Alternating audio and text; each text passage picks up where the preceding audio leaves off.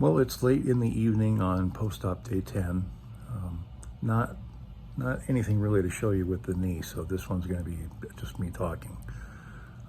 But today was kind of a mixed bag. I had PT earlier in the day, and that was a good appointment. I have an excellent physical therapist.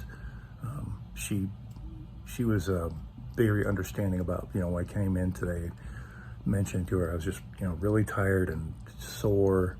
And, she said, hey, you made it to PT. So, all I needed to do was show up. And today she's like, I'll do all the work, which was like, huh? But, yeah, she basically just ran through a series of manipulations with my leg and my knee, and, trying to get me to get extra stretch in flexion and extra stretch in extension. And worked on getting fluid out of my knee. We're trying to work that out. There were times where it was very, very, very, very uncomfortable, especially when when she's working with my knee in an extension pose.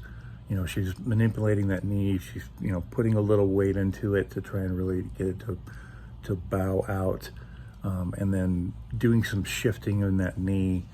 And I know that she's not trying to hurt me, but boy, that stuff was really uncomfortable. But I could tell when we were done that it was helping. So the kind of the upshot is, we did a set of measurements again on my flexion and extension, and I've got 10 more degrees in contraction than I did from last appointment a couple days ago, and only 2 degrees more in extension. But she said that that's the slowest one to come along and the hardest one, which I'll agree 100%, because I know that my hamstrings in general are pretty tight. I'm not a big stretcher. But regardless, my knee has gone through this massive trauma, and so my body is intentionally trying to guard that knee, and that's part of the discomfort that I'm having with extension exercises. She did mention that if I can find a way to distract myself when I'm going through those holding extension exercises, that things might go a little bit better. And I was thinking about enlisting the help of my wife. It's been a while since we've tried this, but she used to help me go through a meditative relaxation exercise, where I would lay down, close my eyes, and one, she has a very sexy and soothing voice anyhow, but she would talk about she would tell me to relax specific parts of my body, like relax not just your face, but relax your eyelids, and now relax your cheeks, and then your upper neck, and we would just kind of go through that process. It's been a while since we've done it, but I always found it very effective, and she was able to get me into just a very peaceful, relaxed state. And I'm wondering if I can enlist her help to go through that routine when I'm doing these exercises, especially the extension ones. One, I'm getting that kind of overall benefit, but two, I'm also, because that routine takes a little bit of time to, go from head to toe, I'm getting the added benefit of being in that extension pose for a significant amount of time. And, gravity doing its thing, time is progress. So we may, I'm going to try and talk to her into doing that with me. See if we can't do that again. I hope, I need to find some way to relax, and me trying to distract myself isn't really working very much. If I was able to sit and play a game or something, because I'm a gamer, that would be probably a good way to distract myself. But I have to be doing this exercise laying on my back, and that's not going to happen, me playing a game. So, but anyhow, the good thing is that there is progress. And again, I can tell that the swelling is coming down. It seems to be like very, very gradual at this point, which is, it can be a little frustrating because, post-op day 10, I'm kind of like, I'm tired of hurting so much. And it's just kind of wearing on me a little bit.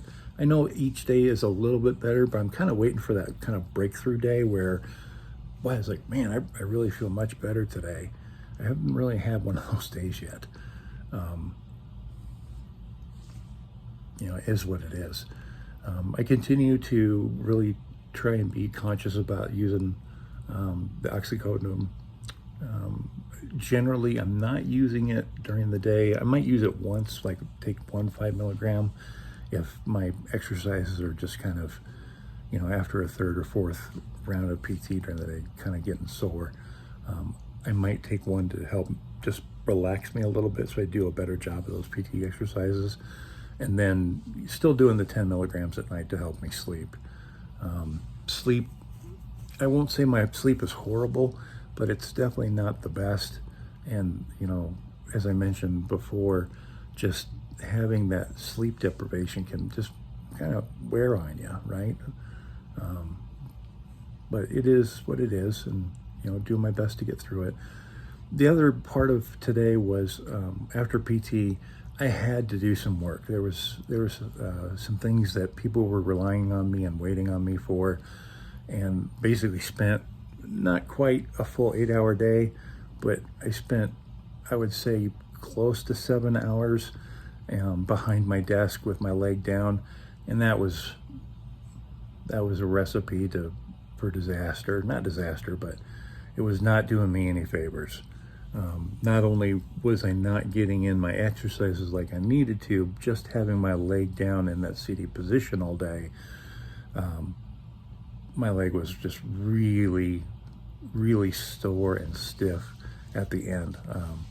At one point, I got the major part of my work done, and there was still a minor part that I had to finish, but it was getting to be about dinner time, and I was having a hard time concentrating because I was tired and hurting. So just took a dinner break and came back at it.